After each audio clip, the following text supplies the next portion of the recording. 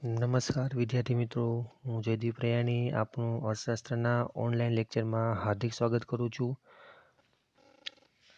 આજે આપણે નવા લેક્ચર સાથે ફરી મળી રહ્યા છીએ. અગાઉના લેક્ચરમાં આપણે બેંકનો ઉદ્ભવ જોયો હતો અને તેનો મુખ્ય હેતુ શું છે એ આપણે જાણ્યા હતા. ચેપ્ટર નંબર 4માં બેન્કિંગ અને નાણાકીય નીતિમાં હજી ઘણું બધું મિત્રો આપણે શીખવાનું છે. હજી તો ફક્ત આપણે ઉદ્ભવ અને તેનો મુખ્ય હેતુ બેંકનો શું હતો અને સૌપ્રથમ બેંક કઈ જગ્યાએ અને ક્યાં સ્થાપાયેલી હતી અને કઈ સાલમાં તેની આપણે વાતચીત કરી હતી. અને બેંક શબ્દ છે એ કયા કયા શબ્દો ઉપરથી કયા કયા દેશોના કઈ ભાષાના કયા વર્ડ ઉપરથી ઉતરી આવ્યો છે, સંસ્કૃત ભાષાનો શું શબ્દ છે તેના ઉપરથી પણ શું છે એ પણ આપણે માહિતી મેળવી હતી. તો બેંક શબ્દનો આપણે ઉદ્ભવ જોયો. બેંકનો ઉદ્ભવની વાત કરીએ આપણે. આજે આપણે મિત્રો જે વાત કરવાના છીએ એ મહત્ત્વની વાત છે. આજનો આપણો ટોપિક છે બેંકનો અર્થ. તો આજે આપણે બેંકનો અર્થ છે તેના વિશે વિગતવાર ચર્ચા કરવાના છીએ, વિગતવાર વાત કરવાના છીએ. તો બેન્કિંગ જે કહી શકાય બેંક છે એનો સામાન્ય ભાષામાં આપણે અર્થ જોવો હોય તો સામાન્ય અર્થ આપને કહે છે કે બેન્કિંગની સેવા આપતી સંસ્થા એટલે બેંક. તો આપણી ભાષામાં કોઈ આપણે પૂછે તો આપણે કહી શકીએ કે જે બેન્કિંગની સુવિધા આપતી હોય, જે બેન્કિંગની સેવા પૂરી પાડતી હોય તેવી એક સંસ્થા છે તેને આપણે બેંક કહી શકીએ છીએ. તેને વધુ આપણે વિસ્તૃતમાં સમજવું હોય તો માંગવામાં આવે ત્યારે એટલે કે નાણાં પરત કરવાની શરતે, ધિરાણ કરવાના હેતુથી બચતો એકત્રિત કરતી સંસ્થાને બેંક કહે છે. તો માંગવામાં આવે એટલે કે જ્યારે પણ નાણાં માંગવામાં આવતા હોય ત્યારે નાણાં છે પરત કરવાની શરતે પણ ધિરાણ કરવાના હેતુથી નાણાં પરત પણ આપી શકે અને ધિરાણ પણ કરી શકે એવા પ્રકારના હેતુથી અને બચતો છે એને એકત્રિત કરતી જે સંસ્થા છે તેને પણ તમે બેંક કહી શકો છો. ટૂંકમાં આપણી ભાષામાં જોઈએ તો આપણે બેંકનો ઉપયોગ શું કરતા હોઈએ છીએ? તો બેંકનો ઉપયોગ છે આપણે નાણાં મૂકવા માટે, પછી ઉછીના નાણાં લેવા માટે, આપણી બચતોને કહેવાય કે જમા કરવા માટે, બચતો છે એને રાખવા માટે આ પ્રકારનું કામ છે આપણે બેંકમાં કરતા હોઈએ છીએ. તો બેંક છે એ આ પ્રકારનું કામ કરે છે, બરાબર. સામાન્ય અર્થ પ્રમાણે આપણે કહી શકીએ છીએ. બાકીના વિગતવાર અર્થમાં આપણે જઈએ, બેંકના અર્થમાં જઈએ તો બેંક એટલે નફાના હેતુથી કાર્ય કરતી એવી ધંધાકીય સંસ્થા જે પ્રજાની બચતોને થાપણો તરીકે સ્વીકારે, તેના બદલામાં વ્યાજ આપે, તે થાપણો સાચવે, વળી તે થાપણોમાંથી જે લોકોને જરૂર હોય તેમને ધિરાણ આપે અને ધિરાણ સામે વ્યાજ વસૂલ કરે તથા અતિરિક્ત નાણાંનું દેશના વિકાસ માટે વિવિધ ક્ષેત્રોમાં રોકાણ પણ કરે. તો આ પ્રકારની સંસ્થાને આપણે બેંક કહી શકીએ છીએ. આ અર્થ ખૂબ જ મોટો છે, પણ આપણે જે બેંકની તમામ પ્રવૃત્તિ છે તે તમામ પ્રવૃત્તિ અને એક્ટિવિટીને આ અર્થની અંદર સમાવવામાં આવેલ છે. એટલા માટે આ અર્થને છે આપણે ધ્યાનથી જોઈએ, સમજીએ. તો બેંક છે એક તો મુખ્ય હેતુ છે નફાનો હેતુ રહેલો છે, કારણ કે બેંક છે એ નફાથી જ ચાલતી એક પ્રકારની સંસ્થા છે. જો એ નફો ન કરે તો એ ખોટમાં જાય અને એને વધુ પડતું નુકસાન થાય. તો નફાના હેતુથી ચાલતી એવી ધંધાકીય સંસ્થા છે, ધંધા માટેની જે સંસ્થા છે કે જે છે એ થાપણો સ્વીકારે છે, બદલામાં તેને વ્યાજ પણ આપે, થાપણો છે એ સાચવે પણ છે, વળી થાપણોમાંથી જે લોકોને જરૂર હોય અથવા જે લોકો છે એ બેંક પાસેથી નાણું માંગે તો એમને પાછું ધિરાણ એટલે કે લોન તરીકે પણ એ ધિરાણ આપે છે અને સામે વ્યાજ વસૂલે છે. અથવા બેંક પાસે જે વધારાનું નાણું છે તે નાણાંનો ઉપયોગ પણ દેશના વિકાસ માટે પણ, રોકાણો માટે પણ વિવિધ ક્ષેત્રોમાં કરે છે. તો આ પ્રકારનું ઘણું બધું કામ છે એ બેંક છે એ કરતી હોય છે. તો બેન્કિંગ ક્ષેત્ર છે એ ખૂબ જ મોટું ક્ષેત્ર છે, એટલા માટે આ દરેક બાબત છે એમાં ધ્યાનમાં લેવી પડે અને તેને છે આપણે સમજવી પડે મિત્રો. તો બેંકનો અર્થ સાદા અર્થમાં જોઈએ તો બેન્કિંગની સેવા આપતી સંસ્થા એટલે બેંક, અથવા માંગવામાં આવે એટલે નાણાં પરત કરવાની શરતે ધિરાણ કરવાના હેતુથી બચતો એકત્રિત કરતી સંસ્થાને બેંક કહે છે. તો બેંકનો સામાન્ય અર્થ હતો, 3 અર્થ જેવા આપણે જોયા. ત્રણ અર્થ છે જણાવે છે કે બેંક એટલે શું. તો બેંકનો અર્થ શું છે મિત્રો? તો બેંકનો અર્થ આપણે સમજાઈ ગયો હશે. આપણી ભાષામાં ખાસ સમજવાનો પ્રયત્ન કરશો તો આપણે છે સારી રીતના સમજાઈ જશે. કારણ કે બેંકનું મુખ્ય કાર્ય છે પૈસા લેવાનું, એટલે કે નાણું લેવાનું, એટલે કે થાપણો કહી શકાય, સ્વીકારવાનું, તેને સાચવવાનું, તેના ઉપરનું વધારાનું વ્યાજ છે લોકોને પહોંચાડવાનું, લોકો માગે ત્યારે પાછા એના ધિરાણ તરીકે પરત કરવાનું ને એની ઉપર પાછું વ્યાજ વસૂલવાનું. અને જે વધારાના નાણાં વધે છે તેનો તે વિવિધ ક્ષેત્રોમાં રોકાણો તરીકે ઉપયોગ કરી શકે છે. તો બેંકનું છે એ કાર્ય ખૂબ જ મહત્ત્વનું અને આ રીતના કહી શકાય વિસ્તૃત કાર્ય છે. તો આપ સૌને મિત્રોને ખ્યાલ આવી ગયો હશે કે બેંકનું કાર્ય શું છે મિત્રો. તો ચાલો હવે આપણે આગળના ટોપિક તરફ જઈએ. બેંકનો અર્થ આપણે જોઈ લીધો. ત્યારબાદ આપણે જે નવો ટોપિક જોવાના છીએ એ છે બેંકોનું વર્ગીકરણ, એટલે કે મુખ્ય પ્રકાર અથવા ક્લાસિફિકેશન ઓફ બેંક્સ. તો જે બેંકોનું વર્ગીકરણ છે, કયા કયા પ્રકારની બેંકો હોય છે અને બેંક છે એના પ્રકારો પ્રમાણેના કાર્યો શું છે એ પણ આપણે જોશું. તો અત્યારનો ટોપિક આપણા માટે છે બેંકોનું વર્ગીકરણ.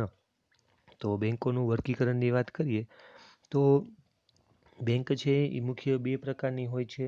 એક તો વાણિજ્ય અથવા વેપારી બેંક અને એક મધ્યસ્થ બેંક. તો આપણે છે એ આ 2 મુખ્ય પ્રકારોમાં બેંકના અલગ અલગ કાર્યોની બધું આપણે જોવાનું રહેશે. તો સૌપ્રથમ આપણે સમજીએ કે વાણિજ્ય અથવા જે વેપારી બેંક છે તે શું છે, અને ત્યારબાદનો ટોપિક આપણો હશે એ મધ્યસ્થ બેંકનો હશે. તો અત્યારે હવે આપણે જે ભણવા જઈ રહ્યા છીએ એ વાણિજ્ય તો વેપારી બેંકની જ વાત કરવાના છીએ. તો વેપારી બેંક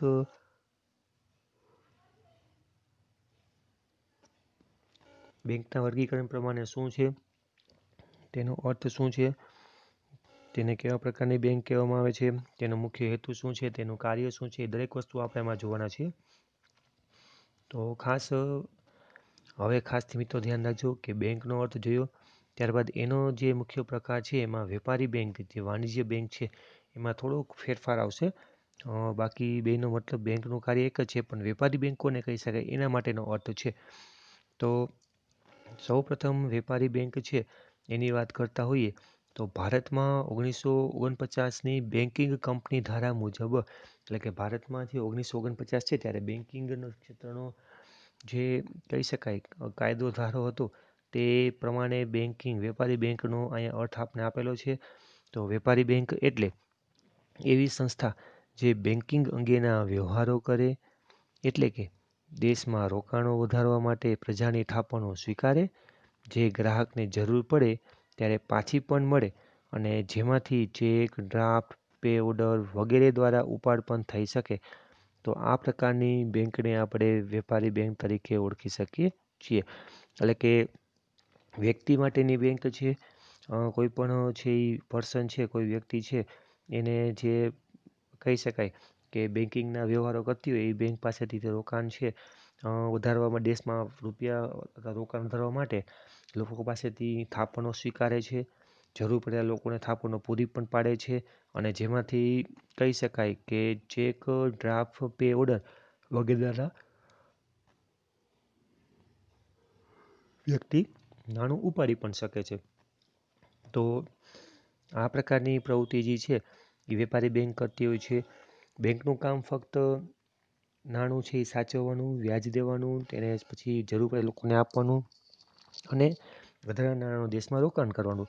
એવી જ રીતના વેપારી બેંકનું કાર્ય પણ એવું છે કે નાણું સ્વીકારવાનું, તેની ઉપર વ્યાજ આપવાનું અને ગ્રાહકને જરૂર પડે ત્યારે એને કઈ રીતના પાછું આપે, તો કે ચેક છે, ડ્રાફ્ટ છે, પે ઓર્ડર વગેરે દ્વારા તેને પાછું ઉપાડ તરીકે પાછું આપે છે. તો આ પ્રકારની બેંકને આપણે વેપારી બેંક કહી શકીએ છીએ. વેપારી બેંક એક ધંધાદારી એકમ છે અને નફા માટે કાર્ય કરે છે. બેંકની આપણે શરૂઆતમાં વાત કરીએ તો બેંક પણ છે એ નફા માટે કાર્ય કરે છે. વેપારી બેંકની વાત કરો તો વેપારી બેંક પણ નફાના હેતુથી કાર્ય કરે છે. તો અહીંયા છે એ નફાનો હેતુ મુખ્યત્વે રહેશે, કારણ કે બેંક છે જો એ ખોટમાં ચાલતી હોય તો બેંકને નફો ન થાય તો એ નાણાંનો છે એ વ્યવસ્થિત ઉપયોગ કરી શકે નહીં, અને પ્રજાના રૂપિયાનો ઉપયોગ ન વ્યવસ્થિત થાય તો બેંક છે એ સારી રીતના કામ કરી શકતી નથી. એટલે ખાસ કોઈ પણ ધંધો હોય તેનો મુખ્ય હેતુ શું હોય છે તો કે નફાનો હોય છે. તો અહીંયા પણ બેંકનો મુખ્ય હેતુ શું છે? નફાનો છે. એટલા માટે નફાના હેતુને ખાસ ધ્યાનમાં લેવાનું છે. હવે પ્રજા પોતાની બચતો આવી બેંકોમાં જમા કરાવે છે, અને જેને બેંક થાપણોના સ્વરૂપમાં સાચવે છે, અને તે થાપણો બેંક અન્ય કાર્યોમાં રોકે છે. તો એક રીતે બેંક પ્રજાના પૈસા અન્ય આર્થિક પ્રવૃત્તિમાં વાપરે છે, અને તેથી પ્રજાને તેના બદલામાં થાપણો પર વ્યાજ ચૂકવે છે. તો આપણે એમ થાય કે બેંકનું કાર્ય નાણાં સાચવવાનું એટલું છે, તો એમની આવક ક્યાંથી થતી હશે? તો એનું આવક છે શું છે? તો કે જ્યારે આપણે બેંકમાં જમા પૈસા કરાવીએ, રૂપિયા જમા કરાવીએ, ત્યારે બેંક પાસે જે રૂપિયા આવે છે, બરાબર છે, થાપણો આવે છે, તો એ થાપણોને એ ધિરાણ તરીકે એટલે કે લોન સ્વરૂપે બીજા કોઈ, હવે જ્યારે બીજા વ્યક્તિને આપે છે ત્યારે એની પાસેથી વ્યાજ વસૂલે છે. તો એ વ્યાજ છે એ એની પાસે આવશે, એટલે એ મુખ્ય સાથે પ્લસ એને વ્યાજ મળશે, તો એની પાસે વધારાનું નાણું છે એ આવે છે. તો આ રીતના આર્થિક પ્રવૃત્તિમાં છે એ રૂપિયાનું રોકાણ કરીને વધારાની આવક મેળવીને લોકોને તેના બદલામાં થાપણો ઉપર વ્યાજ ચૂકવે છે. તો આ રીતના બેંક છે એ એક પ્રકારની પોતાની આવકને છે એ ધીમે ધીમે છે એ સારું કરે છે, અને ધીમે ધીમે એની આવકનું જે કહેવાય નાણાકીય ફળ પ્રજાને એટલે કે લોકો સુધી પહોંચાડવાનું કામ વ્યાજ સ્વરૂપે કરે છે. તો બેંકની આવકનો સ્ત્રોત આ રીતના કહી શકાય.